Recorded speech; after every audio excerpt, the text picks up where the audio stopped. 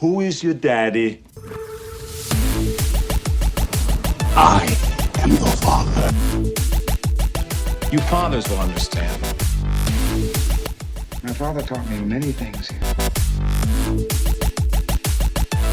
I got an idea. How about you all sit there quietly while I make dad noises? Yeah, 2016 is looking amazing. Which is definitely something I want to get to, is the 2015 and 2016 talk. Yeah. Well, let's. We've got a few more news items to cover real quick, just so we cover everything. Tim, you and your news. And I just want to make sure we touch on everything that happened in 2015. We got to do it. Nintendo. Speaking of Nintendo, they had a couple big announcements this year, so I'll put these together. They had two big things were announced this year. Number one, they announced their new, I think it's going to be a console called NX. And that's the code name for it. It probably won't be called that. Most of the time when you hear an announcement for a Nintendo console, they end up naming it something else. You know, I remember back in the day when the Revolution was going to be something, that became the Wii. There was something called, I think the Wii U was called the Cafe or something like that. That sounds terrible. There's a few other ones. Nintendo's always had code names. Oh, the Dolphin became the GameCube. So there's been a few others. And then so NX probably won't be the final name. People have all sorts of predictions about what that's going to be like. So that'll be interesting to see what happens. We don't really have much to share there other than it's interesting to hear that Nintendo is already turning the page, it seems like, away from the Wii U. For good reason. With all the sales numbers we talked about, the Wii U numbers look really bad on a bar graph next to the other two. Yeah, it had an extra year compared to Sony and Microsoft. Yeah. And the PS4 and Xbox One, and yet both those consoles have easily outsold the Wii U. I'm excited about what the NX will be, just because I'm gonna guess that Nintendo's been humbled by now. I'm hoping. Yeah. I know Nintendo's a tough company to humble, because they kind of just do their own thing. It's almost as if they don't care. I know they do. They live in a bubble, you know. They live kind of separate from the rest of the world in a lot of ways, and they've said time and time again, probably for 10, 12 years now, we're not here to compete with these other systems. And so, okay, we get it. That's weird. Message received, but you are still competing for our dollars and for our entertainment time and money. You just said that. Like earlier when you were talking about Konami, you're like, these businesses don't care about you, which, by the way, that broke my heart. And they only want your money. And I'm sitting there going, okay, Nintendo's a huge business, huge corporation.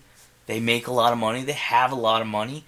Yet they're struggling, and they're not. It almost comes across as they're not listening, and their messaging is terrible. But again, I don't want to go on a long rant about that. We don't have a lot of information about NX, but I will say, as a fan of all consoles, if you guys haven't picked up on it already, I buy everything. If it's handheld consoles, I buy it. So I definitely support Nintendo. I support Sony. Yeah. I support Microsoft. And they have some of my favorite IP ever, and they continue to. And they continue to put out good games. I do have a 3DS, and there's so many games on that system that I enjoy. My kids, of course, are learning to love gaming thanks primarily to Nintendo platforms and Nintendo games, even now, even today. So I'm a huge supporter of Nintendo. Currently, I don't even own a Wii U. We do have a Wii that still gets actually surprisingly regular use with the family. But yeah, I'm looking forward to see what the NX is. I also think their announcement of going into mobile game development was in some ways a reaction to maybe finally listening to what the market's doing, what the market's looking for, with where the gamers are, with where the new gamers potentially could be. But also because it's money. I mean, talk about being a business, they want to make money. Yeah. There's a lot of money to be made in mobile gaming. So yeah, I think those things kind of go hand in hand. They announced the NX. It sounds like it's got potential, you know, a lot of the rumors that have come out, to be something very different, which I like that about Nintendo. I like that they go off the rails.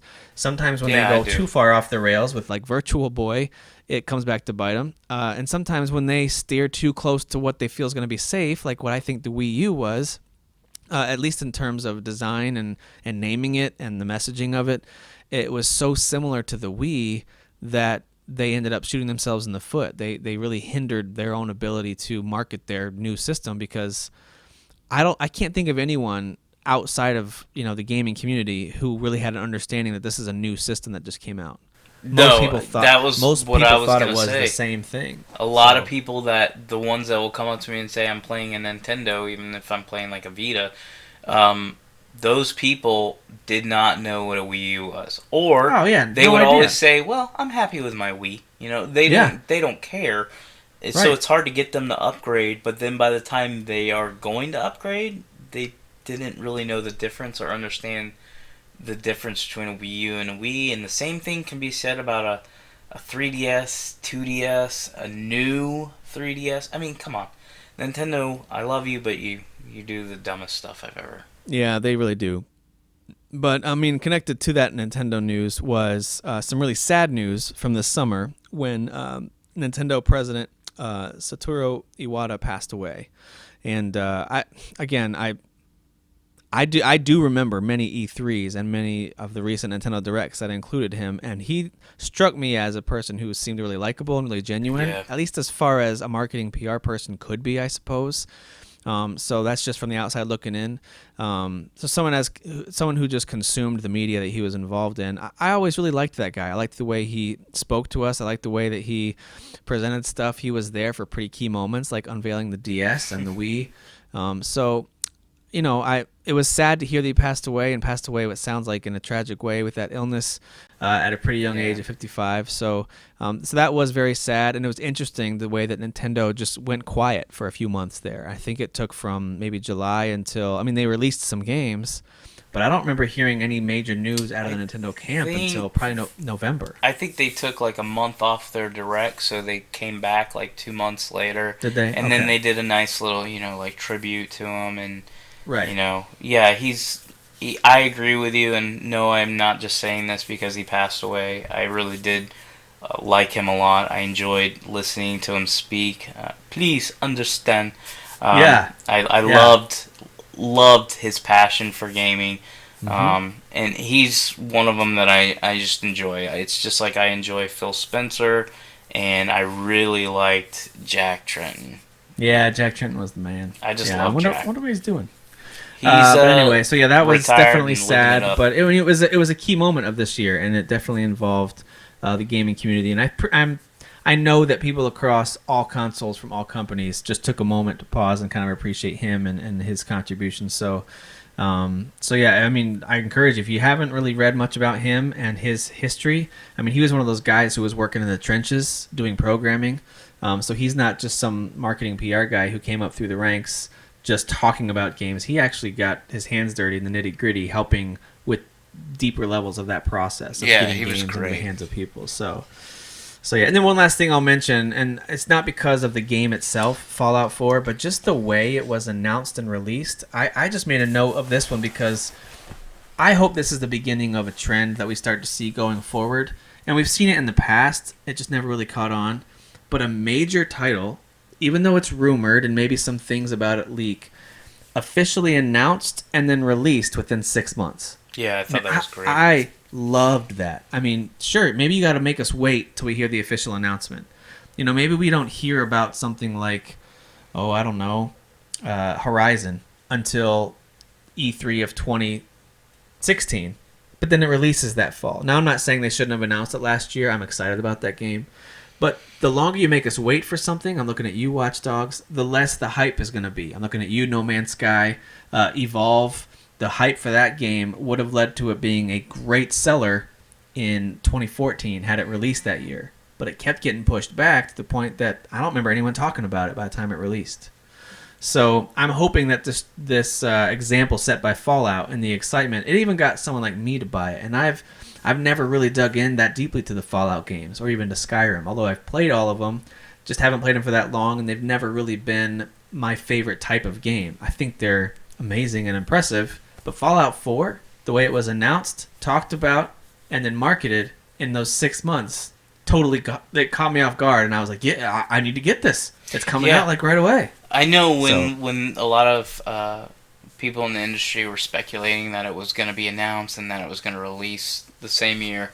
Obviously, I got a little bit of hype because I was like, I don't think they can do it. Like I'm not used to seeing that, and so for them to actually not only say it but then do it. Like they announced it and then they didn't delay the game was spectacular. It's something that I would love to see. And you mentioned Watch Dogs, and it's funny, even before you said Watch Dogs, I was like, I'm waiting for Tim to stop talking. I'm not even listening to him anymore.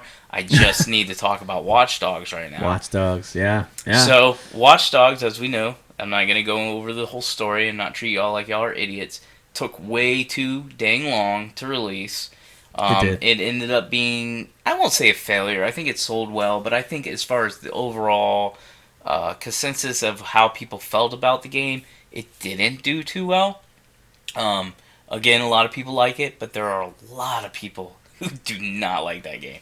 But and part of the problem was the wait that they had to get that game. I think hype level... If it had released earlier at the same level of quality, it probably would have been received a lot better. And I think a lot of people thought it was going to be GTA. And while it has some similarities, I definitely saw Ubisoft trying to make it a little bit more serious tone than GTA.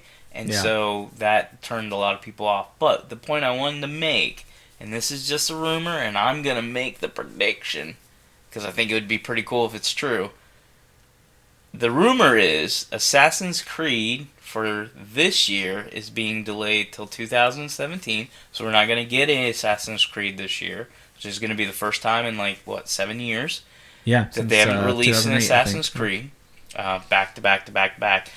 But the replacement game would be Watch Dogs 2. So my immediate thought was, and here's where my brain went, is that Ubisoft has learned their lesson. They are going to release Watch Dogs 2 this year. They're going to announce it at E3, or maybe a little bit before it. I doubt it. I think it's going to be a huge announcement at E3. I think it's going to release later this year, and I think what their goal is to make Watch Dogs and Assassin's Creed every other year. So instead of having an Assassin's Creed every year, they're now going to go, okay, Watch Dogs is 2016, Assassin's Creed is 2017, Watch Dogs 3 is 2018, Assassin's Creed is 2019. So I think that's really cool because I'm a huge, and you guys will get to know this, fanboy of Assassin's Creed. And I actually put, and it was before this announcement or rumor came out, I actually put as one of my hyped games that I was looking forward to this year was another Assassin's Creed. So when I found out, I was a little bummed, but then I kept reading and it said, but it should be replaced with Watch Dogs 2. And I was like, oh, I'm a big fan of Watch Dogs, in case you... Well, what would make me even happier is if, and I'm not saying I don't want more Assassin's Creed games. I love those games. I'm a huge fan of that series. I'm okay with them making it 3 years in between and putting one of their other franchises in that spot too. Like if they want to have a big fall release every year, we can always look forward to a big fall Ubisoft game dropping. You know, you get something like Watch Dogs, and then you get Far Cry the next year, then you get Assassin's Creed the next year, or whatever the franchise might be. And it doesn't always have to be that every year. I don't mean it needs to be predictable, but 2 years is great. I'm okay with them stretching it out farther. I mean, think about the Grand Theft Auto series. You can make one argument that there's too much time between games. I don't think that's the case. I think it's the right amount of time. They work on it, they perfect it, and they put out in what's considered by many people to be a masterpiece of a game. So what are existing for the Assassin's Creed games, it's great. Those are great games. Could they have been better? Absolutely. So, yeah, I'm looking forward to seeing what that extra year or whatever, half year, whatever it might be, I'm looking forward to seeing what that does for Assassin's Creed. But I'll take what you said and take it a step further. I'd like to see them give those games even more time to breathe between entries. And that's coming from a fan of the series. There has not been an entry in the Assassin's Creed games yet, at least not the mainline games, that I have disliked. There's ones that I think are weaker than others. Yeah. But there's not been one yet that I've said, oh, this is a garbage game. So when people say this Assassin's Creed game is awful, it actually really, really annoys me because they are still good open-world action-adventure games when taken by themselves. When taken with your expectations and what you've seen them do before and where you were hoping they would go, I could see the disappointment. I think they are solid games from start to finish. All of them are. I think if you took the Assassin's Creed label off of one and just released it, like if they were just to release Syndicate as Syndicate, people would be like, this is such an amazing IP, but then because it's Assassin's Creed... And Black Flag, just a Pirates game. Just call it Black Flag. Yeah. That's all it is. I think it's that negative stigma of Assassin's Creed is just such a terrible game, and it's not.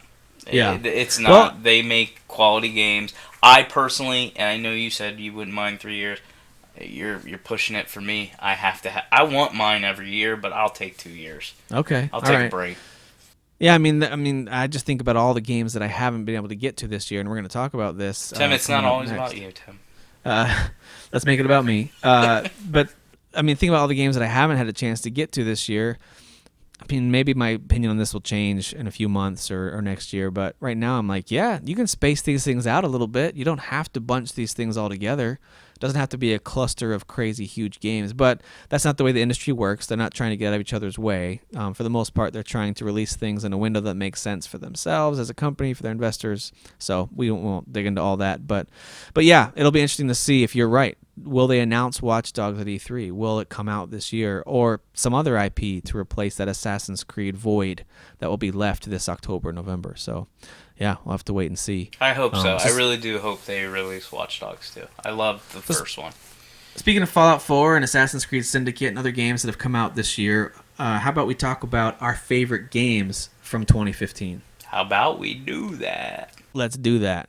So yeah, let's talk about top 10 games this year. What I was thinking we could do is, and I've put this list together. It's one of those things that's kind of fluid.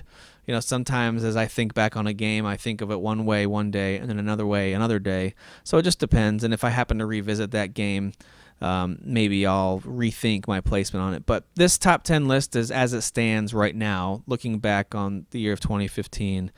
I'm okay with starting at number 10 and working my way up. I don't know if you want to just alternate, take turns, or each share a complete list. So what do you think is the best way to do it?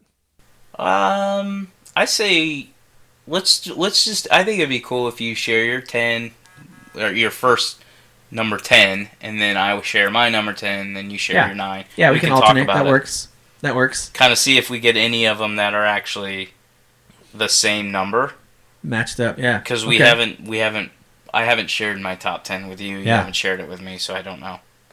Yeah. All right, I'm going to pull a Steve Harvey and just start naming games that aren't on my list. I love that guy. All right, number 10. This is actually number 10. It's on the card. Can't change it.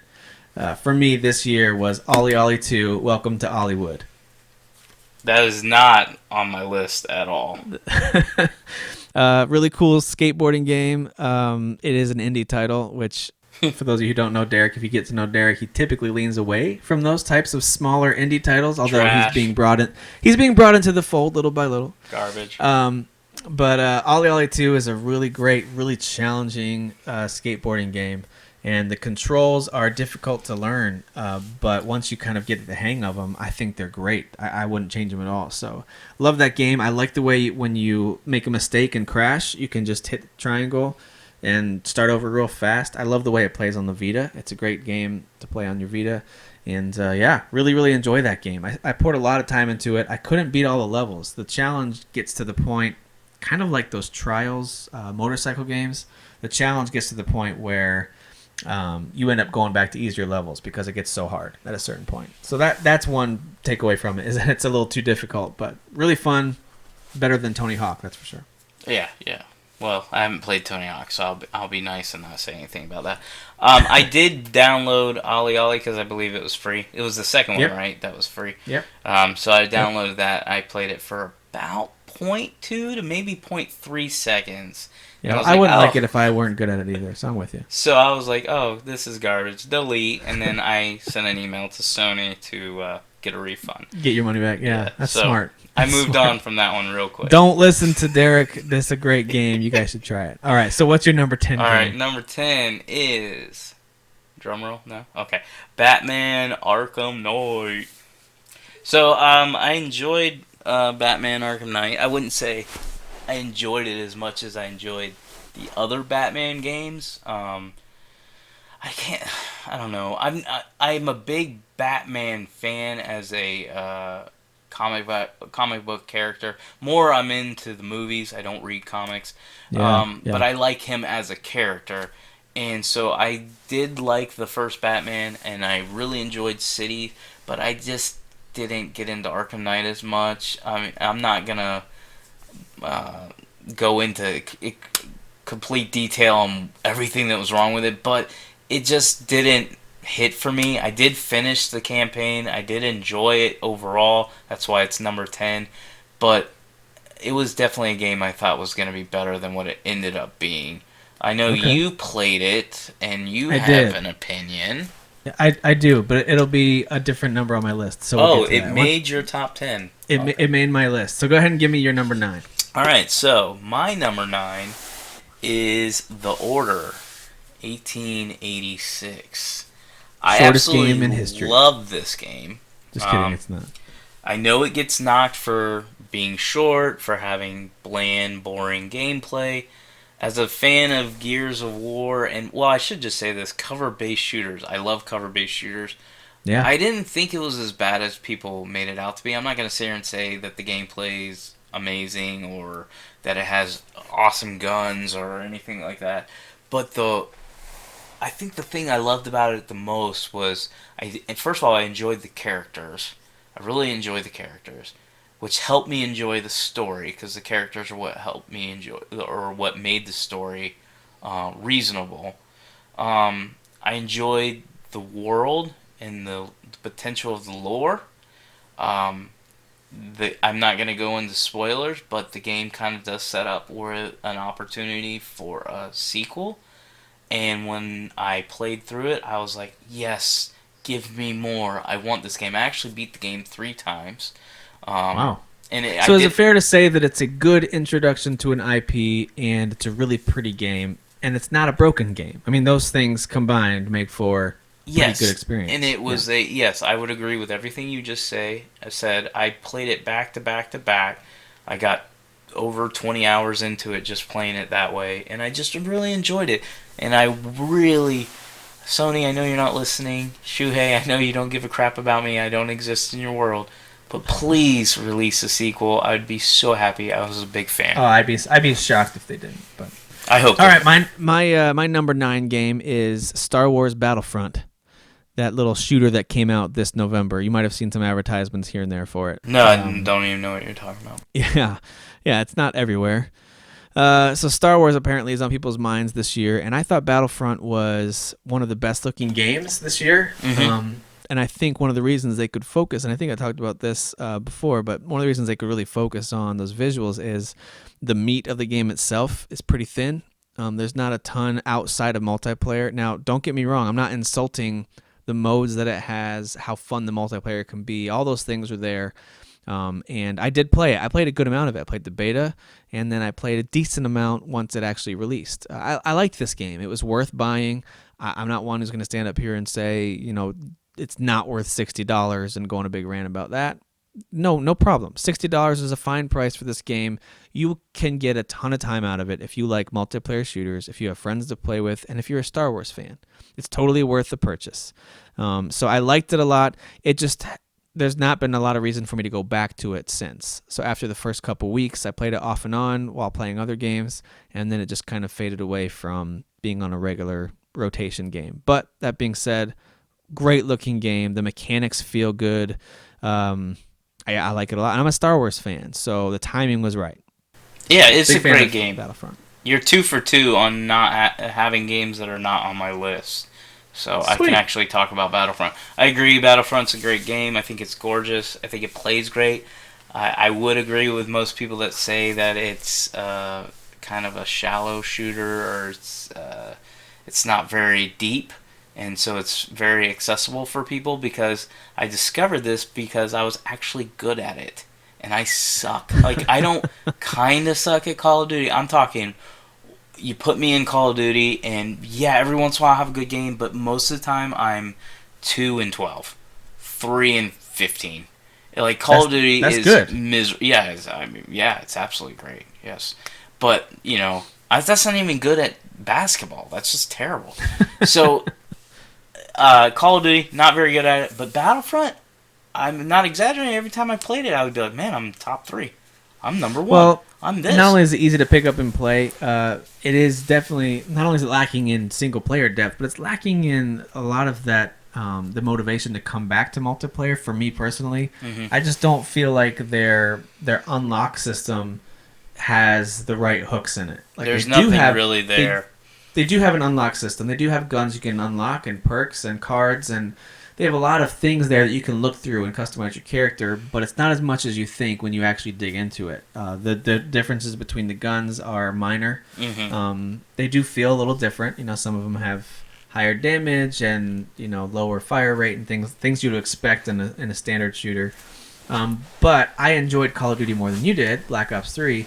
And I didn't play a lot of the single player, but what I played of the multiplayer, the things you can unlock and the way you can customize your loadout in Call of Duty, for any of you who have played any Call of Duty in the last 10 years or so, it's so far beyond what Battlefront offers that it's hard for me to put this game any higher than 9, even though it's a good game. It's a good game. It's definitely a good game. Yeah. Well, let me go up to number 8 then. For me, the number 8 game, the only reason it's probably not any higher is because I didn't get a lot of time with multiplayer with this game, and I also did not finish the single-player campaign. So I still have more of this game to dig into. But for right now, my number 8 game is Dying Light. Little game about running around in zombie land. What's the name of the company? Techland, I think? Yes. The ones who created Dead Island. For the most part, kind of a disappointing zombie game. The original trailer for Dead Island 1 was one of the best game trailers I've ever seen, and the game didn't quite live up to it. But, putting that game aside, Dying Light looks and plays fantastically. I like the way it feels. The parkour, running and climbing feels great. The way you can connect with your weapons, your melee weapons on the zombies feels fantastic. Shooting didn't feel as good compared to some other games, but it still was okay. It still worked fine. And it's a lot of fun. I mean, I actually was scared at nighttime. And so they achieved their mission in terms of that when it comes to bringing that fear. So, yeah, Dying Light for me is number 8. And if I were to look back later this year or the next year and say what were the best games 2015, it's possible this game will have gone way up from there. But for right now, same as Battlefront. Really good game, but not higher than 8. Good game. All right, my number 8 is Dying Light. So I did play this game a lot. I actually co-opted a lot. I probably played more than half the game with up to 3 to 4 people total playing. And then I ended up playing like the last third to 40%, somewhere around there, by myself. And I just really enjoyed every moment I had with it. I actually plan on playing it, with you, Tim. As soon as possible. Let's do it. I'd like to beat it on the PS4 and then play the upcoming DLC, which kind of seems like it's its own game because it's actually bigger than the original Dying Light.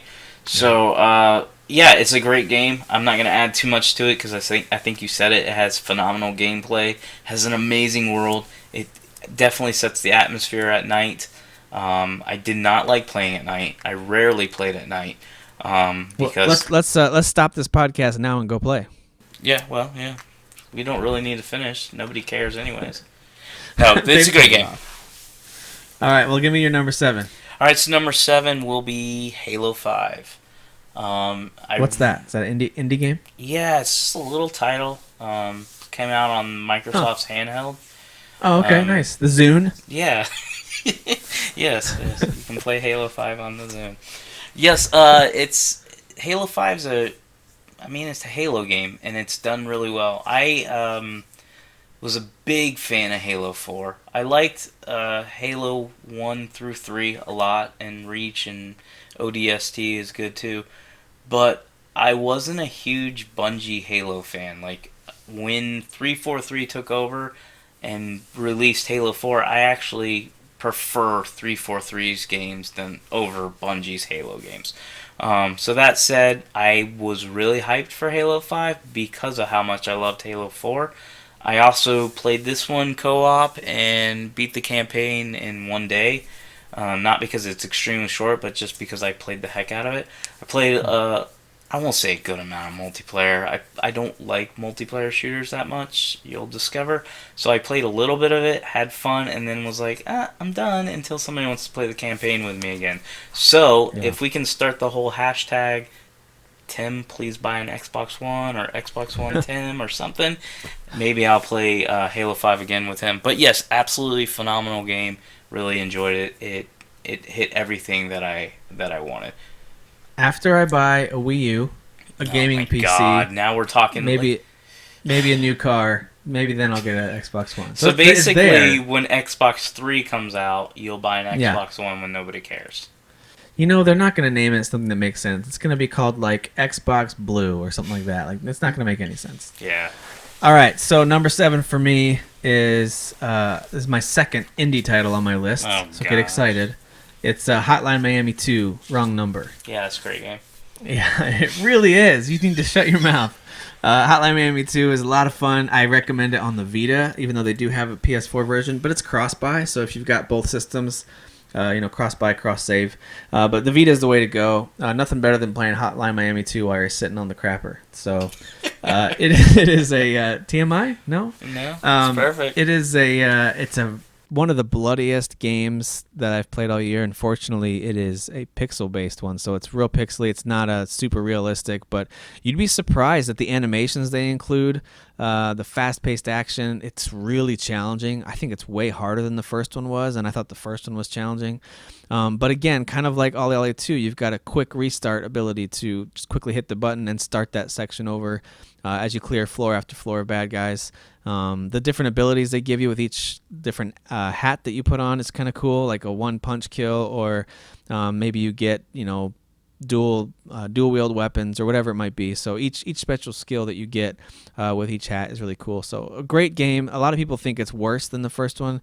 I just think it's not a huge improvement over the first one, but it's the first Hotline Miami that I've played on the Vita, and I really liked it. So Oh, you sold me on it. I'm gonna go not buy it. Yeah, can't wait for you not to play it. So I'll move on past that, but I highly recommend it, you guys. If you like Cross-block fast-paced, challenging action games, go get it. All right. Number 6. Are you ready? Yeah, I'm ready. Batman Arkham Knight. For the I like game. this. I like this game a lot. It's not as good as Arkham Asylum. I think it's kind of on par with City, although I liked the story of City a little bit better. The tank stuff grew on me. I didn't like it at first, but it grew on me. I thought it was fun. It controlled well. The parts that annoyed me more than the tank parts were like the actual chases in Gotham City. I didn't like the way the car controlled when you're going full speed. I liked the tank moments when you're actually kind of strafing around and firing at the other tanks. That was okay, in small doses. It got a little tiresome towards the later half. Towards the end, they overdid it, but I agree. Yeah, a couple of the battles are like, okay, now there's 40 tanks to blow up. I'm like, holy come And on. I think there was like a couple like tank puzzles. I didn't like those. Yeah, I mean, they weren't awful, but it did, I guess, I'm thinking back on it, detract from the overall experience. That is a game I need to go back and finish the last few missions on. Got distracted from that one and didn't finish it. But I've played almost that entire game. The percentages on my completion, radial dial there are pretty high. A game that's coming up on my list here pretty soon will explain to you why I fell off of that game. But Batman is really great. Man, does it look good. The rain and just the city. Wow, it looks great. Yeah, it's good looking. I just think Batman himself, at least on these games, and some of you who are Batman fans are going to hate me for this, I think he's a pretty dull character.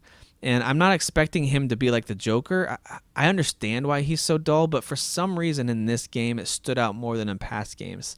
I don't know why that is. Like, I can appreciate that he's kind of a foil for the crazy bad guys like Joker and Scarecrow and all the other crazy bad guys he interacts with. He kind of has to be this stoic, silent hero type, and that kind of contrasts with their crazy clownness. The way that these guys are so silly, these villains. So I get that, but for some reason in this game, in the cutscenes and in the times when he would talk, I was like, Batman, wake up a little bit. Like, did you just I don't know, something about the way his character is portrayed in this one. Maybe it was just me this time, but I didn't enjoy him as a character as much as I have in the past. No, I mean, for me personally, he was still Batman to me, but I didn't like the fact that he was dealing with all these villains and he had help, but he refused it. And I know that's like his personality, but when it seems like it's the end of Gotham, I just think realistically he would have asked for help, and I think that was a missed opportunity for them to open up maybe some co-op. Plus, I don't know if you got to these parts or you actually experienced them. Fighting with a sidekick was super fun and Batman. Yep, whether I it's, love whether it's Robin switching. or Nightwing or Yeah. Catwoman. I Yep, love all switching great. back and forth. It made the combat very, very fun. Not that it's Totally not agree. fun, but I really enjoyed it. Anyways, that I would loved be those. my I critique. loved those sequences. Completely agree. Yep. All right, so what's the next one on your list that we haven't gotten to yet? Okay, my number 6 is more of a game that's built off of what I think it will be, so I put it here because I haven't actually played a lot of it. And that's Xenoblade Chronicles X. Oh, okay. Yeah. The reason why I haven't played a lot of it is because the game is freaking huge. It just came out in December, and I just don't have time to commit to it now with this little game called Rocket League that keeps interfering in my life. Yeah. But I'll do that. yeah, it's the little bit I did play of it is amazing, especially for it being on the Wii U and the way I think it's pushing the Wii U. It's getting the most out of it. Even the original on the Wii, which you have a Wii, you really should buy it. Yep. Well, you I've have looked a for it 3DS before. It's too. expensive. Well, I've looked then just for it. buy it It's- on 3DS and don't listen Yeah. to Frank Clark. Buy it on the 3DS. But anyways, Xenoblade Chronicles on the Wii and on even now on the new 3DS. Oh, do you have a new 3DS? No. Then never mind. Don't buy it on 3DS. Yeah, I just have the 3DS XL. Yeah. Yeah, it's the only game that you were talking about earlier. How the new 3DS XL only has like Yeah. a few. That's the only one that I'm aware of that's out. But anyways, the game pushed the Wii. I mean, it did things that I didn't even think the Wii could do, and it actually, I mean, it was granted it was 480p or whatever, but it was still a beautiful game. And so to play this one, the little bit I've played, it's a gorgeous game. It has still the same fun combat, and it's so much bigger than what was already a huge game. And so that's why it's a little intimidating, but I definitely had to put it on my list because I know if you ask me when I do actually play it, which will probably be in 2017, no, I'll play it sometime this year. But if you ask me, I'd be like, yeah, it's definitely one of my favorite games for 2015. All right. Well, when you do get a chance to get around to it and dig into it a little more, then you'll have to share a little bit more about, is it still in the same spot in this list? Would it move up or down? Like, how does it rank compared to other ones once you play it a little bit more? Sounds like a plan. What's your number 5 game then? Number 5, Bloodborne. All right, so this one, even though it's number 5 and you think, well, that's not very high, I'm very proud of this game, and the reason I say that is because I've enjoyed the Souls games, if you can enjoy those games. I remember buying Dark Souls on day 1 and trying out and being like, oh, I'm really sick of this game, so I stopped playing it. And then Dark Souls 2, I played and got kind of far and enjoyed it. But again, I just wasn't really good at the games. I'm not afraid to admit it. I sucked at the Souls games, though I found enjoyment in sucking. So Bloodborne came out. I had already decided I was going to buy it because I buy everything. But I was also a little scared to buy it because I was like, really don't want to spend, and I was buying it digital, really don't want to spend another $60 on a game. I'm just going to quit after 3 hours and say it's too hard. So the reason I'm proud of this game is because I beat it. I actually stuck with it. I put in probably over 50, 60 hours. Yes, I'll admit I had to use a guide. I also loved the community. I was part of the Podcast Beyond community at the time I was playing this game, and people constantly posting and dropping hints and helping each other. I absolutely loved it.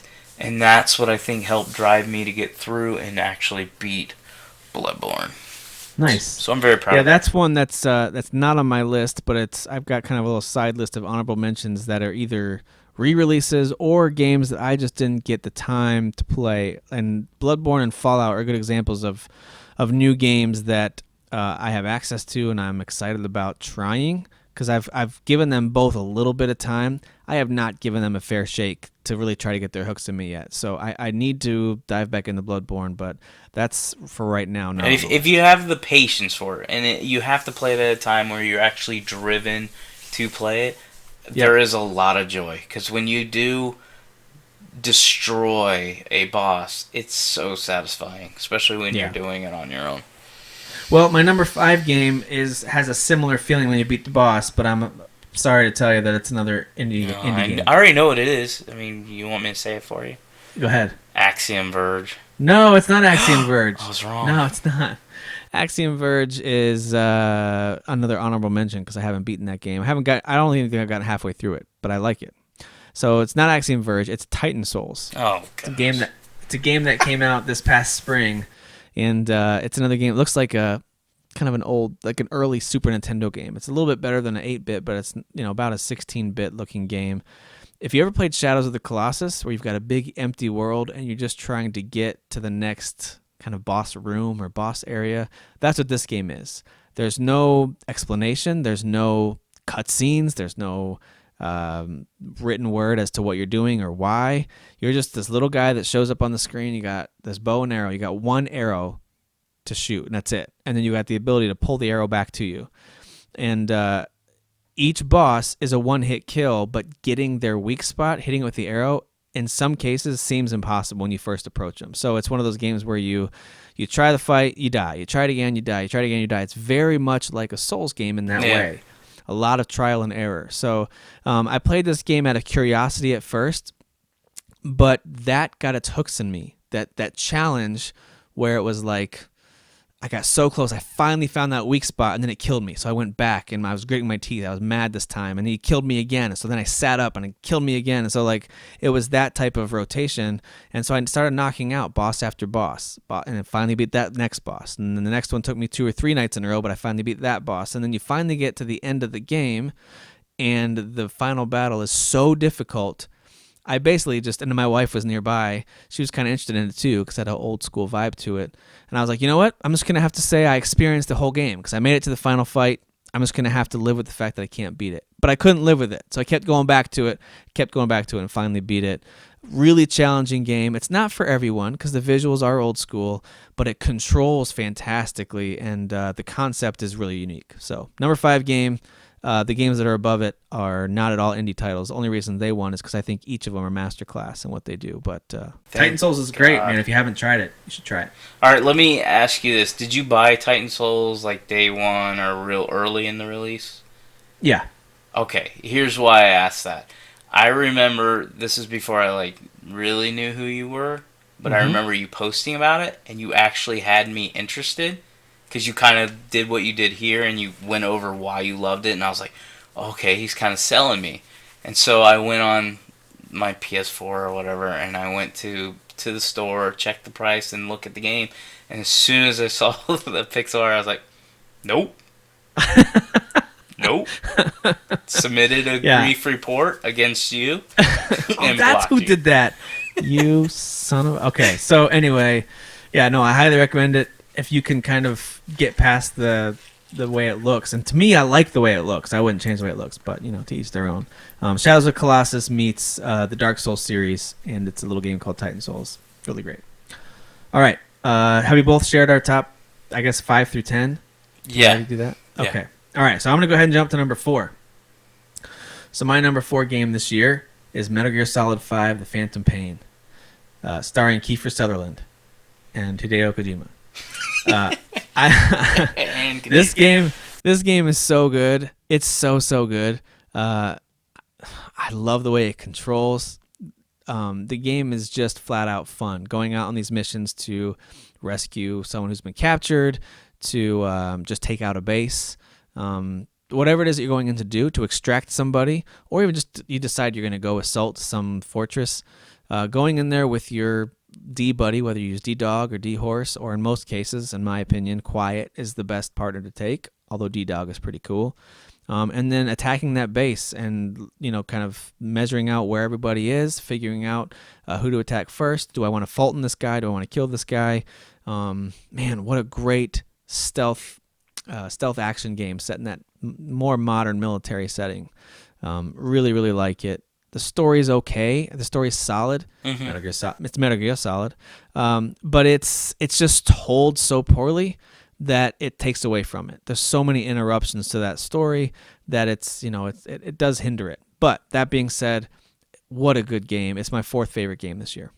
Nice. All right, so my number 4 is, and this is kind of a surprise for me, because going into 2015, it was predicted to be my game of the year. So, in case you don't know, when I hype myself up for games, I kind of pick what I think my game of the year will be before I play any of the games. That seems smart, yeah. 2014 was Dragon Age. Dragon Age ended up being my game of the year. In fact, I would be willing to give Dragon Age game of the year in 2015 and 16. That's how much I loved it. You're crazy. Continue. So this game was actually supposed to be my game of the year for last year, 2015, and it ended up falling in the 4 spot, and that is The Witcher 3. I felt like The Witcher 3 was a fantastic game. It was a huge game. It is a little bit overwhelming when you first start because of how big it is, and I enjoyed The Witcher 2 a lot, so I definitely came into The Witcher 3 with a lot of hype because I already had that foundation of playing The Witcher 2. Now, I didn't play the original Witcher, even though I owned it on PC, because I bought it on Steam like years past when it released. And when I tried to play it, I was like, ooh, I'll just YouTube a video telling me about the plot. So, anyway, so I had a lot of hype going into it. It lived up to the hype. It's not 4 because it didn't. It's just there were some surprises. In fact, my top 3 are all, in a way, surprised to me to the fact that they could beat The Witcher 3. But overall, fantastic game. Lived up to the hype, and I look forward to anything that is released from, what's their names again? I forgot. CD Projekt Red. CD Projekt Red. I really enjoy them, and I'm looking forward to their future projects, which hopefully will be another Witcher, and I know they've got that Cyberpunk. Cyberpunk game coming out. So, all right. Well, I don't want to talk about that garbage game. I hate that game. Why don't you give me your number 3? Number 3 is a surprise, even though I said earlier in the podcast I'm a huge Assassin's Creed fan. I never put them in. I don't know. They're never in the top 3.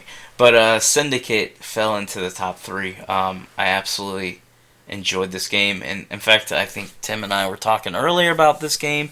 And one of the things I would say to describe it is Syndicate came out when I wasn't really in the mood for open world games. In fact, some of the games that had come out in September, and they will remain nameless at this point, that I thought I would get into, I didn't get into. So when this one came out, I kind of felt like I was going to have that whole open world struggle and just be like, I've played Assassin's Creed 1,000 times, but it wasn't. It was, as soon as I launched into that game, it was so easy to pick up and play. The characters are so lovable and likable. The world is perfect. As much as I love Bloodborne setting, I guess I just love London. Right? That's where I should go. Yeah. So you're British. Yeah, pretty much. And so Syndicate was just flawless in every way for me on that side of the game. The only thing I would say that's a bit of a letdown, and this is because I'm a huge Assassin's Creed fan, I really wish Ubisoft would go back to please providing us with some type of narrative outside of the world that you're in during the Assassin's Creed game. I would like a modern day story again. I really think it was ridiculous that they listened to a bunch of whiners and got rid of it. But that's the only thing that hurts it. I thought the story within Syndicate was good. I thought the characters were good. I thought the world was good. I just feel like the only thing Assassin's Creed is missing right now is that overarching story from game to game to game that they used to have that they no longer have. And that's it. Yeah, that's actually my number 3 game too, so I can go ahead and comment on it too. I think Syndicate, it did include some modern day stuff in between. Like in between some of the chapters you would complete, it would jump back to like a modern day. It was a very short, like all told, a very short little story they were telling. But they did show some, but you're right. The focus on it was dramatically less than past entries have been. So yeah, they're definitely pulling back from that a little bit. I mean, some of the past games, I want to say maybe it was 3 had the most. Some of the recent games had so much story set in modern day of like climbing around the cave and unlocking all this stuff. I think it was 3, right? When you're climbing around as Desmond, unlocking all these things, shimmying up these rocks. I think so. Gems on yeah. Or you're running through like a stadium trying to steal a bag from somebody. Like they kept having these modern day things happening. And that was when people complained. People didn't like 3 as a whole. And Yeah. then that was when Assassin's Creed 4 came out and kind of changed the franchise. Yeah, so Syndicate definitely scales that back almost all the way, but not quite. There's still a little bit there. It's And they there. also still It's have just those- not. They don't make me care about it. Like, That's look, true. I know a lot of That's people true. hated Desmond, and I get it. But I still cared about Desmond's story. I may have not cared about him too much, but I cared about his story. Meaning, Right. at some point, in every Assassin's Creed fan I've talked to, really believed the whole point of Assassin's Creed was to eventually get to a modern day game where you are Desmond and you are this amazing assassin. And so I'm not going to spoil anything, but basically Ubisoft cut that off, and they cut it off in a way that was like, really? Is this happening? Like, I actually thought at the end of that game, and again, I'm not going to spoil it, but I really thought that it was fake. Like, they were really not going to do it this way. Like, they were going to make up for it on the next game, and they didn't. They just were like, they literally just went, no, it's done, and we're moving on. And so their modern day is there. It's just really shallow. There's not much there, and so I don't care about it. No, I agree with you there. I do think, though, that Syndicate, as far as its historical gameplay, is more fun than I've had with any Assassin's Creed game other than maybe Black Flag. They're pretty close. I like both those games a lot. But this has that same kind of lightheartedness to it. And I'm not saying that Unity didn't have any fun moments or that the characters weren't at least kind of interesting, but one of the things that 3 and Unity were both lacking was just a sense of fun in the world. They were a little bit too self-serious, I thought, just my overall vibe of the games.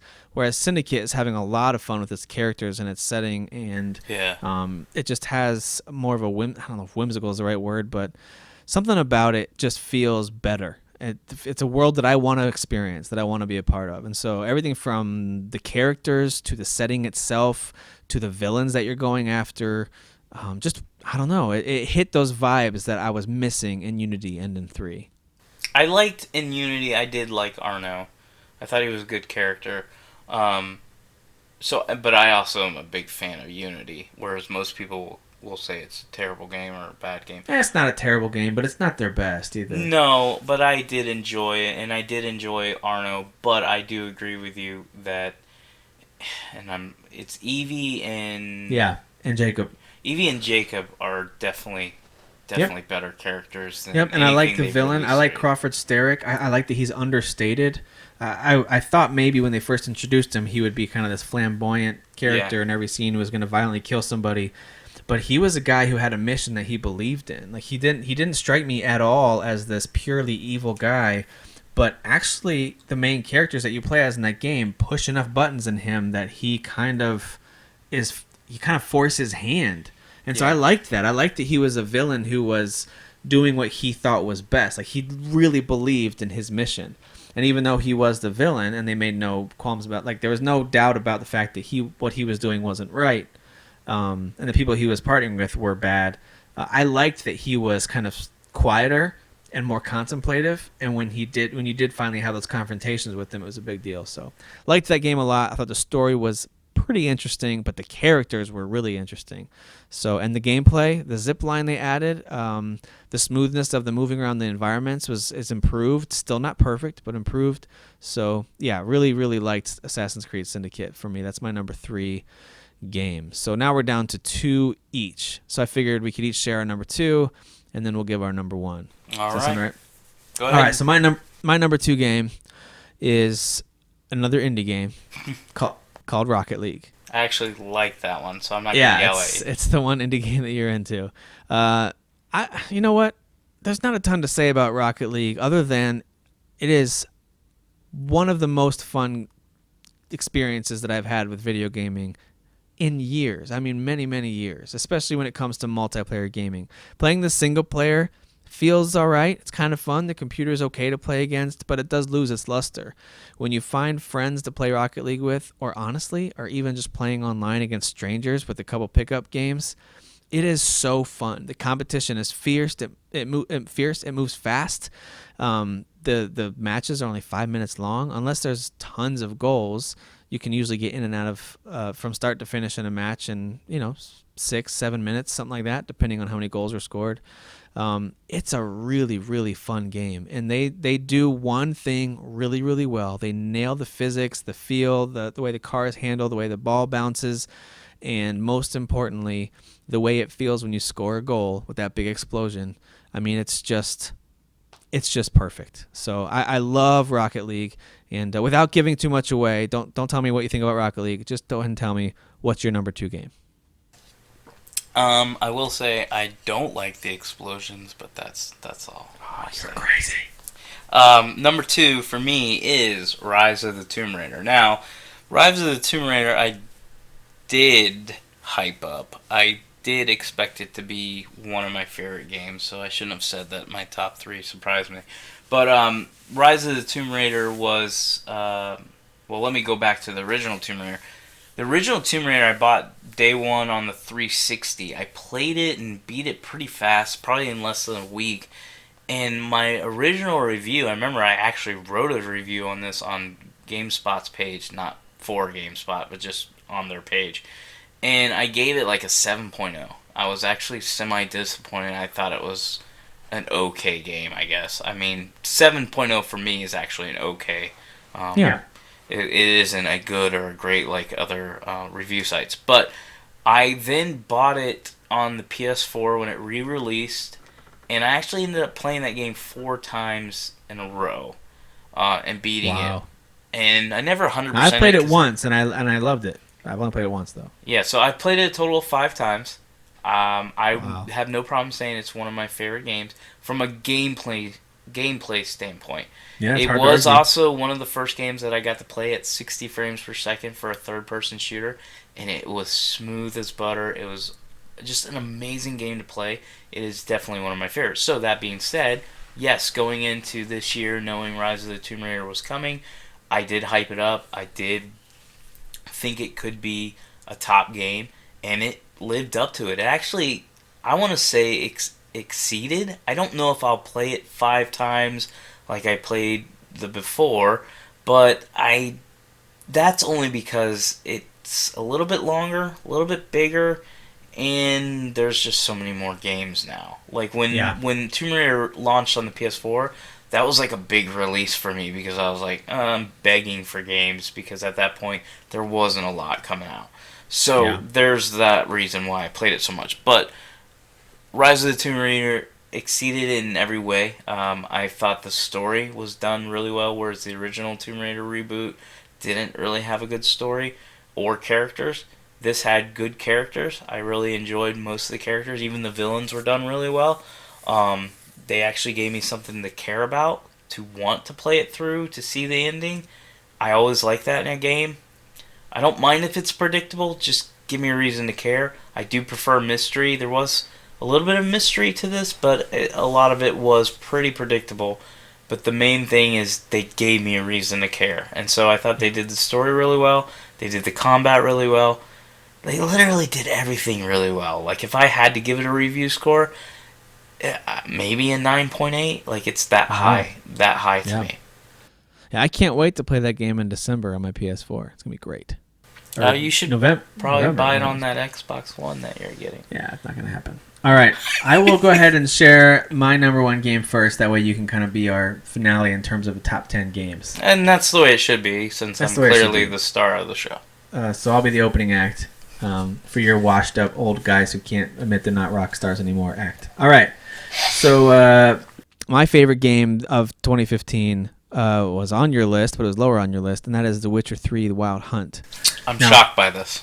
It was my most anticipated game of the year as well, only because I had just played through The Witcher 2 on the 360 when they put it up as a Games with Gold deal. The Witcher is a series that I had seen for sale on Steam and things like that. I had just never gotten into it. It always struck me as a kind of obtuse, hard to get into series, not that different from the Souls series in terms of you have to be willing to commit to these games to get into them. That's just kind of how I knew it was a European developer, and I've heard that they were just a little bit the ability to approach them as a newcomer was not always easy.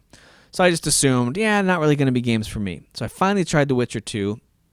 I thought it was too hard when I started playing it. I was like, man, this combat is just too hard. Really Even the tutorial, I was getting beat. I was like, this is dumb. Like, this is not a game for me. But then I tried it again. You put it and on I was easy. like, okay, I got the hang. I got the hang of this. It's not too bad. And then so I worked my way through The Witcher 2, and I realized hidden underneath what is kind of a difficult game at first to kind of get the hang of things. Hidden underneath was this really complex storyline where you have to make some tough decisions with some crazy political factions and some really big consequences of the decisions that you make. So Witcher 2 was great, and that got me pumped for Witcher 3. So I started reading about Witcher 1, which I heard was not a great game, so I caught up on the story there. And all of a sudden, I've got this entire world, this entire lore that I am completely sold on. Like, I'm ready to go. So Witcher 3 was my most anticipated game, and for me, it lived up to the hype and exceeded it. I knew it was going to be a big game. I knew all the hype about how long the game was going to be. I just didn't know how much I would enjoy the moment-to-moment play of it. Now, I know a lot of people criticize the game for things like movement and combat, and I am legitimately confused by those criticisms because I think every game has a way that a character moves and feels, and the way that it feels to swing a sword, and the way that it feels to block. To me, the way that they've designed this game is the way that Geralt feels when he moves and walks and hits the sword and fights, and that's the way that he plays. I don't feel like any of it's done poorly. So I don't understand the criticisms of it because moment to moment, I had more fun with that combat than I've had with an action RPG. That I can't remember one that I had that much fun with. So I loved the way it played. The story was good. All being told, it was great. There were times during the story that even I, a big fan of this game, thought, where are they going with this? Are they going to move the plot along? So it did struggle with pacing, because it's so big. It's too big in some ways. But just riding your horse around that world and jumping off and going to explore ? It's a beautiful world to explore. The side characters are shockingly developed. I can't believe the amount of work they put into everything from the voice acting to the side storylines. Some of these little villages that have some monster that's attacking them from the nearby woods, those story trees have no business being interesting or even in some cases compelling, but they are. And so they do a really great job building out that world and making you care about the smallest little things that happen. So yeah, The Witcher 3 for me met and exceeded expectations. And just like every game on these lists, and really on every list, it's not perfect because there's things I can point to and say, yeah, I wish this wouldn't be this way, or I wish that the pacing was a little better, or whatever it might be. I wish that the beginning levels were a little bit clearer on what to do. Like, it's kind of hard to level up once you leave the opening area, to get to the level that you need to be. So I understand some of the criticisms against it when it comes to pacing and story, that's for sure. But for me, by far, my favorite game this year. Yeah, it's a great game. There's nothing else to say because I've already talked about it. So my number one is Fall Rocket League. I was actually just thinking about it as you're talking about yours. I just realized you and I just went through our top 10 and not one of us had Fallout 4 on there. But anyways, so yes, it's Fall Rocket League. Rocket League is definitely my favorite game of the year. And we'll talk about this more and more for every show we do because Tim and I play it a lot together, and I play it whether anybody else is online or not. I'm constantly on Rocket League. In fact, I've been struggling with it because I'm like, it's really taking away from me enjoying other games like Xenoblade Chronicles, or even I started Knights of the Old Republic 2 again, and I'm like, well, I could start this, but then it takes away from Rocket League. So I go back to Rocket League. So Rocket League is that addicting that it's perfect in every way. For at least for me, I'm a big soccer fan / hockey fan, and the hockey mode is phenomenal. The soccer mode is phenomenal. I mean, everything they've done for that game has just been pure gold. The way they've supported it, the fact that I got it free on my PlayStation. That's crazy. It's crazy. And then the fact that a lot of and they haven't done a lot of arena updates or anything like that, but anytime they release a new arena, it's free. The only paid DLC I've bought is more cosmetic, and I've been buying it because I just want to support the developer. But there's nothing much else I can say that it's, to me, Yeah. it is a perfect game. Sure, Yeah, there's it's a comfort food too. Like it's so easy to come back to. yeah, and I think that's one of the reasons why I like it is because right now I'm currently trying to play Mad Max is another one I'm trying to get into, and Mad Max is a good game. I won't say it's a bad game, but I am struggling to get into that too because for open world games it takes a little bit of time to get into it, get used to the combat, get used to okay, this map's huge, where am I going, what am I doing, why am I doing this? Rocket League has none of that. Rocket League is hit start, hit that you want to get into a game, and then play. And it's so simplistic, and it's one of those games that it's so simple, anybody can play it, but there's so much depth to it that it makes those who play it a lot, like me, want to continue to play it. And I'm very competitive, so I hate losing. I hate jerks too, so I get really angry when people talk trash when they stink and they're trying to tell everybody else they stink. So it's the perfect game for me. So to me, when I knew I was gonna be hooked on that game is when I scored my first goal, and like I know you said I don't know if you meant you don't like the explosions when you demolish someone, or if you don't like the explosions when you score a goal. I'm not a big fan of the explosion when you score a goal. See, to me, when you scored, that kind of fanfare, like the big horn, or kind of sounds like a foghorn, or if you're on the Coliseum map, then it's like the trumpets. Those things blow as every car in the area just gets knocked way back in air, almost kind of like quasi slow motion. And to me, that's just kind of like this adrenaline pumping moment. That's when I got hooked. But yeah, I agree with everything you just said. It's easily one of the best games this year. One of my favorite moments in gaming this year was that experience of scoring that first goal, and all of a sudden I was like, oh, okay, all right, I'm on board. Like, yeah, I mean, I was honestly hyped for it before it came out. I didn't even know it was going to be free, and I was kind of hoping it would be a $20 game, and I had already decided I was going to buy it. That's how into it I was into it before it released. But I never played the beta or anything like that. I just heard from a friend who had played in it that it was a legit game and it was really good. So it's I was definitely not ready for it like that. my surprise of 2015 of how much I love it. Yeah, Because it was surprised that it even came. Like I didn't know anything about it at all. It almost changed my opinion of indie games and developers, but nope, I still hate them. But I do love Rocket League. You will learn. You will learn to love. All right, so then you mentioned Mad Max. I imagine that's going to be on this next list. So we went through our top 10 games, at least as they stand right now. What are some games, and you don't have to dig into each of them necessarily, but just give me a kind of a short version of what games you feel like you've missed out on so far this year. Now, it could be because you tried them, they didn't hook you, so you shelved it temporarily. Maybe you were super hyped on it, and for whatever reason it didn't deliver. Or maybe you just literally haven't had time to get to certain games from this year. So what this past year have you missed out on? I'll kind of combine that question with what I've missed out on to what also may have just disappointed me in general. Okay. I would say Mad Max is definitely one of them that I'm trying to play now that came out in September. I did buy it on PC.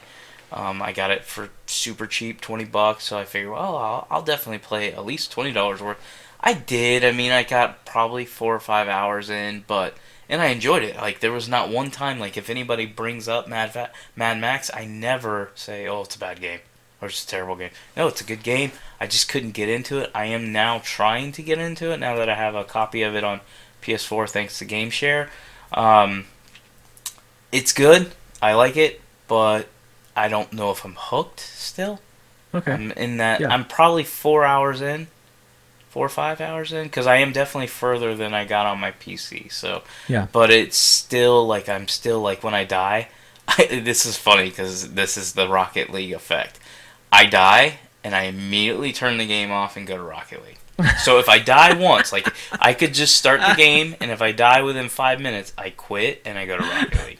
Like, you know where I don't die? Rocket League. See ya.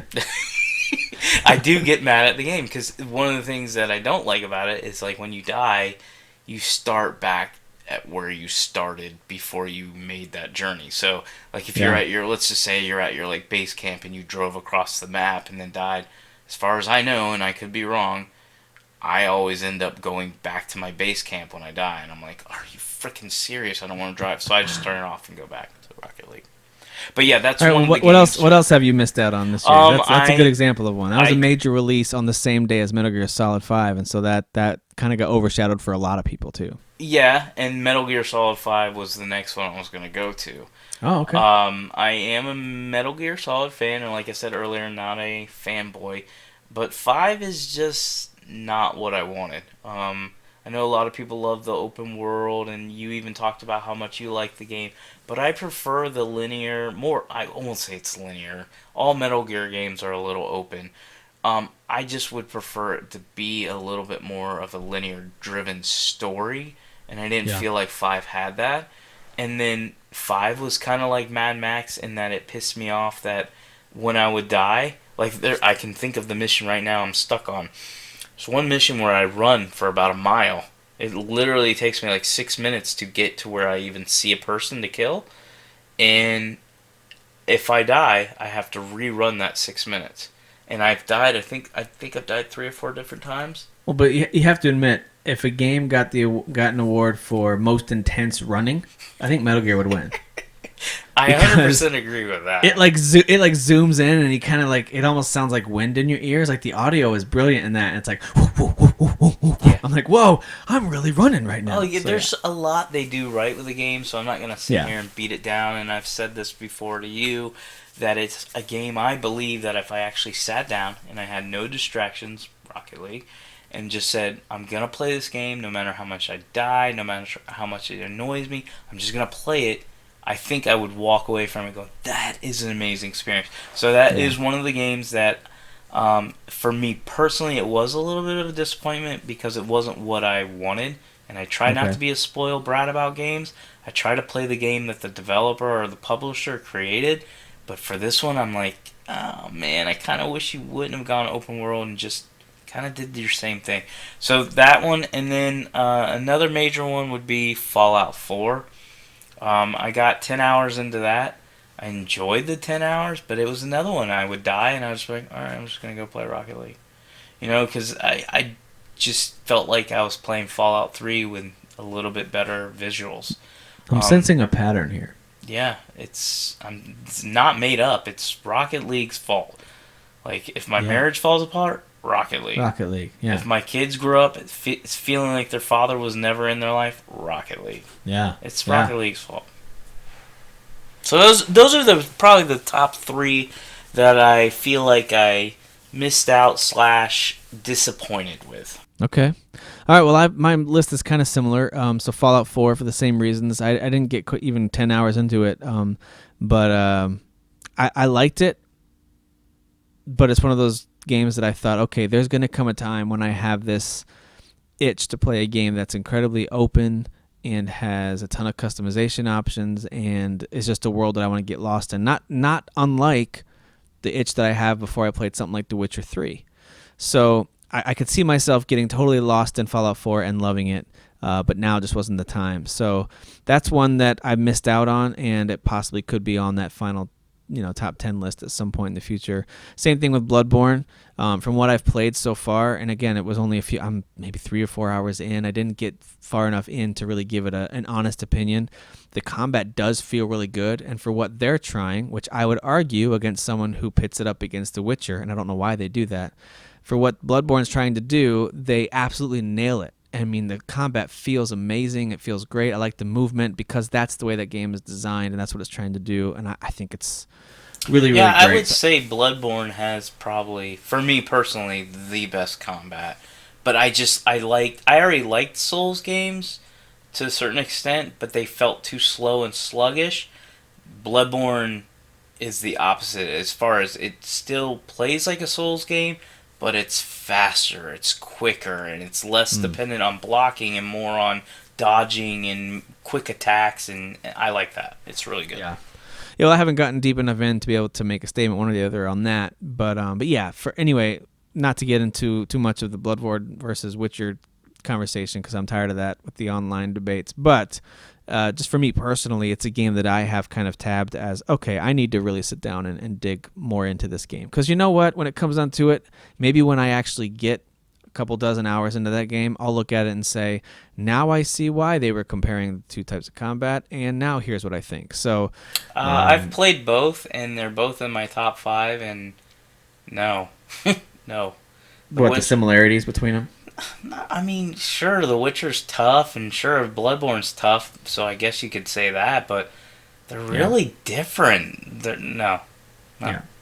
So I already said Fallout 4, Bloodborne, and then Mad Max is another one. You talked about that as well. That's a game I haven't even turned on at all yet. So I've got it ready to play. Looking forward to it. And then I'll also mention Call of Duty single player. Now, you're talking about how you're no good at it. You're absolute garbage at it, I think you said.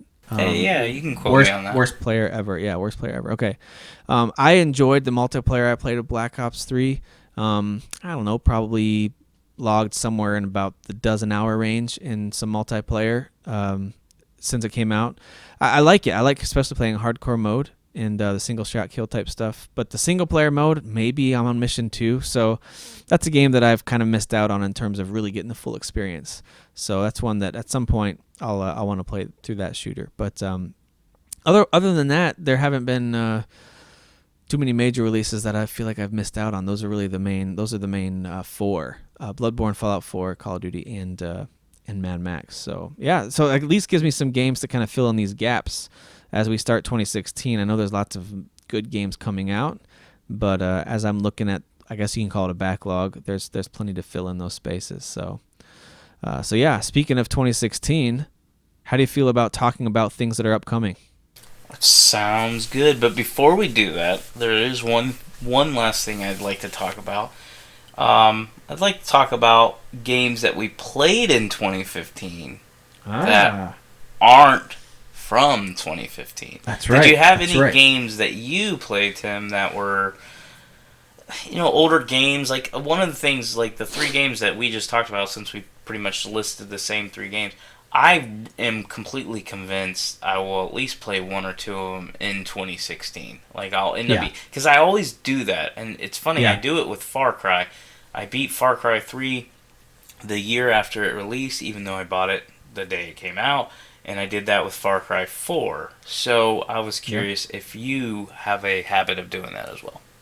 I do, and especially this year, being my first year owning a PS4, I had already built up at least, about a year and a half worth of PS4 games I hadn't played yet. So for me, the games that I've played through this year, and I'm looking through this list here. I think I've beaten almost all of them. Shadow of Mordor is one that came out in 2014 that instantly kicked off my new experiences with this current gen console with a bang. I mean, I loved Shadows of Mordor. It felt like Assassin's Creed set in Middle Earth in a lot of ways. There's a lot of differences, but it felt that way. A lot of stealth, a lot of climbing, and the way that you kind of sneak up on enemies. But the Nemesis system was completely new, completely amazing. I love that system. I know games coming out in the future are probably going to try to mimic that, and that's not really a bad thing. So I really liked that Nemesis system from Shadows of Mordor. The story was non-existent. I couldn't even tell you the storyline, but fun game. I think I skipped all the cutscenes when I played it.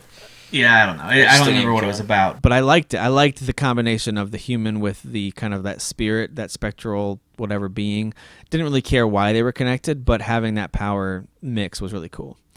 I also played through Infamous Second Son. I hadn't played that yet. Really enjoyed that too. Although I think Delson as a character is kind of, I don't know. He's not that great. But the game itself was fun to play, using the new powers as you unlocked them. As you beat each other superpower character, and then you got to use their powers. That was a lot of fun. I did not play the DLC for that yet. I really should. I've heard that First Light's pretty fun. I actually had fun with it. I didn't at first because I didn't like the arena they put you in, but after you get out of the arena and kind of explore, I thought it was good. Yeah, so Infamous was really great. Just like you said, Far Cry 4, probably one of my favorite experiences from this year that I've played as far as older games go. Like, I think I might have liked that even more than Shadows of Mordor in some ways, although they're very different games. But really, really liked Far Cry 4 quite a bit. I liked that open world. What a good-looking game, too. Like, I can't believe that game looks amazing. Same thing I can say about Wolfenstein New Order, which I played through this past spring. I I loved that alternate history. It was kind of a scary game in addition to being really fun and exciting. There were some terrifying moments in there too, but that's a really neat game. I've played through Uncharted 1 and 2 via the Uncharted collection. I had never played those games before. 2 is an amazing experience, and I am currently working my way through 3. I just started that recently. So, Are you liking it? I'm liking it a lot. I mean, I'm not that far into it, probably 3 hours maybe into 3. But yeah, I like it a lot. Destiny Taking King, we talked about that already. I had not played that until this year, but I enjoyed my time with that. Assassin's Creed Unity, I played this past spring. I didn't finish it all the way, but I enjoyed it. And then Persona 4 Golden, just to kind of mix things up, is my last one. That's another game that I've played probably about 45% through that right now. It's one of those games that I'll play late at night as I'm getting ready to go to bed. I can't let go of it gaming just yet, so I'll lay in bed and play a little bit of that before I fall asleep. So yeah, that's my list of games that I've played pre-2015 this past year. It's a nice list. It's double mine. Mine's a little bit shorter.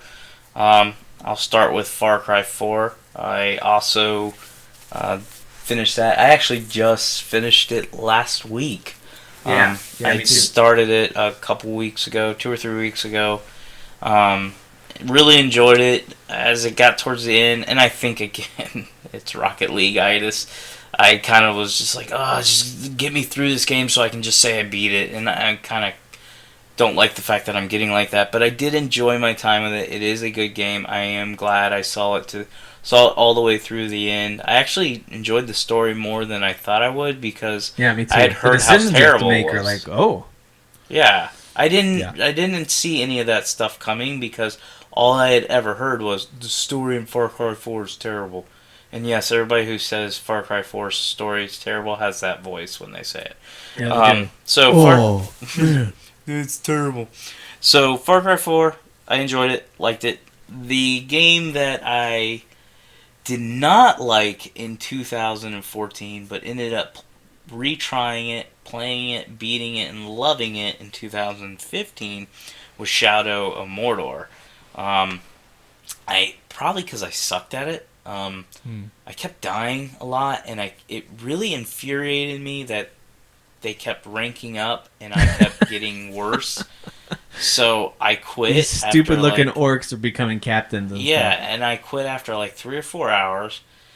And I actually had a physical copy of it, so I traded it in. And then the Xbox One had a sale. I think it was late 2014, like during the holidays. And I bought it for $30 and decided to play it in 2015 earlier this year, and I absolutely loved it. I remember sharing with somebody saying that I would rate it a 9.5 just for gameplay alone. The only thing I would take that 0.5 off for is the story, like you had already said, was like, oh, let me just skip this cutscene. The end boss battle was kind of dumb too, but overall, definitely, yes, it was dumb. Overall, just loved it, and it's one of those titles like I loved it so much, but there's so much room for improvement. Like they could make the open world better, they could make the stories and characters better. There's so much room for potential there. Like it's an amazing game. And just a quick addition to that: if they were to make a sequel that opened up the variety of environments that you're in, if you think about that game, I basically just picture like it's the same thing mostly over and a over. barren mountainous land. Yeah, it was the same thing over and over. Yeah, so there's a lot of potential there for sure. A lot of potential. The next game I'm going to talk about is the one I'm most proud of, besides Bloodborne, that I played and beat this year, and that is Zelda Wind Waker. It was the first Zelda game I have ever beaten. You are the worst. That is why I made sure I beat it. I was actually ashamed that I've never beaten Zelda game. Oh my goodness. Especially since, again, I'm not exaggerating, I probably put 100 plus hours into Link to the Past, and I probably put anywhere from 50 to 60 hours into Ocarina of Time with my cousin. Him and I played and started. He's a legend. He's a legend at this point. He is. Him and I played that game a lot. The mighty Daniel. But we never finished. As far as I know. Maybe we did and I wasn't there. I don't know. But we played it together. It was one of those things where he would die, I would take the controller, and so on. So very proud of the fact that I finished that game. It also became tedious towards the end. There's the M-rated version. Yeah, there's certain things they ask you to do in that game at the end of it that I was like, oh, really, really, Nintendo, I want to cut your throat right now. But I did overall enjoy it. It is my favorite Zelda game. It was even before I beat it. That is why I finished it. It's because I had already decided it was my favorite back when I played on the GameCube. And the final one... Oh, go ahead. No, I was just gonna say it's one of my favorite Zelda games too. It's not my absolute favorite, but yeah, it's a really good one. We'll see. Like I have plans of playing Ocarina of Time and actually finishing it, and I would like to actually play A Link to the Past and finish it. But Ocarina of Time is probably more feasible because it has a remaster, remake, whatever you want to call it. Yeah, remaster. Whereas A Link to the Past, unless they're going to redo it, I don't do old crap graphics. Snob.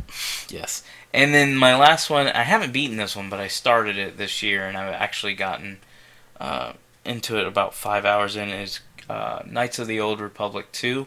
I have played the first two Knights of the Old Republic games multiple times, so I'm mainly playing it again just because I don't remember it. I remember loving it, and I still do in the first 5 hours that I played. I just don't remember everything. I don't remember all the characters. I don't remember the story. Like, I can tell you what happens in the first Knights of the Old Republic, but I can't remember the second one. Oh, okay. I do remember characters. I do remember worlds, that type of stuff, but I just want to kind of relive it. Do I think I'll actually finish it? I don't know, because of all the games that are about ready to come upon us in 2016, which is kind of where I want to go now, and that is a preview of what's to come in 2016. All right, let's do this. Let's talk about our most anticipated games. Let's just pick three. Let's just pick three games that we're really excited about. If you can, just kind of put you on the spot, top of your head. I think it's a good idea because we could go on forever. There's a lot of games that are already on my 2016 calendar. So I think just off the top of my head, without like looking, which means I potentially could forget something, I'm going to say The Division is definitely in the top three. Mm-hmm. Uncharted 4 comes to mind. And then I'm going to go with Quantum Break. You think that's going to still come out this year, Quantum Break? I do. I don't think it'll get delayed at all. I think it's gonna hit its April. I think it's already been. I don't think it was officially delayed, but I think it was like one of those games that they thought was gonna be released in late 2015, and then they kind of were like, no, there's no chance. So hopefully it won't get delayed. It might get delayed a month or two, but I'm hoping this is Microsoft's big Xbox One exclusive during the springtime when Uncharted 4 launches. In fact, Quantum Break is scheduled to come out April 5th, and if I remember correctly, I think Uncharted got moved to the 22nd? I don't know. No, 26th. April 26th. It is on my calendar. So it's 3 weeks later. So that's right. A big deal to me. I know a lot of people haven't been hyping up Quantum Break as much as I'd like them to, because I really believe it has the opportunity to be Microsoft's Uncharted style game, third-person action adventure, but it's got its own unique twist in that it has a TV series that goes along with it, and actually has legit actors, which makes me happy. That to me is very interesting about this whole thing, the way it ties into this series. Yeah, I'm intrigued to see how that comes. And I like the fact that and this is, and I'm not understanding it correctly, but from my understanding, based off decisions and things that happen in the game, it affects how the outcome in the TV show. So it's like certain actions you take in the game, then tell the TV show when it's playing, okay, play this part of the TV show, not that part. Oh, So that's kind of cool. yeah, and I think one of the developers, or I should say creators, was talking about it, and he was talking about, while we're still telling a very linear story, like we're going to have one outcome, how you get there will be different every time you play it. So, and one of the examples he said was, you may not have a character there, they may have died off, that another person has. So it kind of reminded me of like The Walking Dead. Every time you play The Walking Dead, based off decisions you make, your actual game could be different than, say, my game could be different, say, yours. Maybe you keep somebody alive that I had killed off. But the outcome is going to be the exact same. They didn't change that. Man, I'll tell you, you just mentioned that. Nothing more gut-wrenching than seeing Clementine will remember that. I'm like, oh, what did I do? Yep. All right, so you've got The Division, Uncharted 4, and Quantum Break. So kind of like first half of the year, those are the things right now you got your and I sights think set it's just because that's what's on the top of my brain. Yeah, no, that makes sense. Yeah, I've got kind of those are games that are exciting for me too, but in the interest of kind of mixing it up a little bit and not totally copying, because I think at least Uncharted and maybe even The Division would be crossovers for me. But I'll give you 3 different games that I'm really pumped about. Number 1 is coming out next month, and that is Far Cry Primal, which is a game that when it was announced, I was like, oh, that's kind of a cool setting. And it might be worth trying.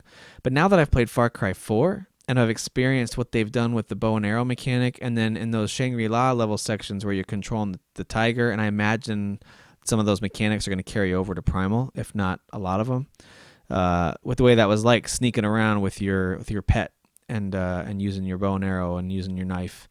I imagine that's going to be some of the vibe from Primal. Maybe not, but I'm imagining it kind of had, and I know it's first person compared to third person, but it kind of had a Horizon, a vibe to it. Yeah. And so, and speaking of Horizon, that's my other most anticipated game. How good am I?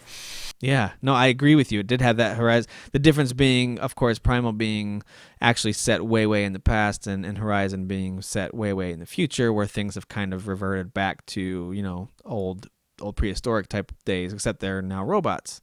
Yeah, and I have a feeling they're gonna play kind of similar, except for, like I said, one's third person, one's first person, but I don't think anybody's gonna be running around with machine guns. Vibe, and of course we didn't get to play it, but like the way that Horizon looks like it's controlling and moving with the aiming, it seemed a little bit more like a Shadows of Mordor style, like the way she was moving around and hiding in the brush and stuff. I don't know if that's how it's going to control, but it just kind of gave me that feeling of like, I wonder if she looks like she's moving kind of like the character in Shadows of Mordor did. So who knows? But Horizon's one of the other ones that that might be my top anticipated game. I'm really excited for that one. And then let's go for Hitman. I'm a huge fan of that series. I do love stealth games. Like I like that success of sneaking around and getting past all the enemies and getting that perfect score, that perfect stealth assassin Hitman score. But this series, for some reason, I enjoy all of them. I like, here's your mission, here's you have to kill, and you got all these different options, and go. And I love that. So I'm looking forward to Hitman quite a bit. I'm a little bit wary of how they're going to release this one. It sounds like one of the reasons they delayed it was because the reaction to them saying, we're going to put out one map to start, and then we'll release more.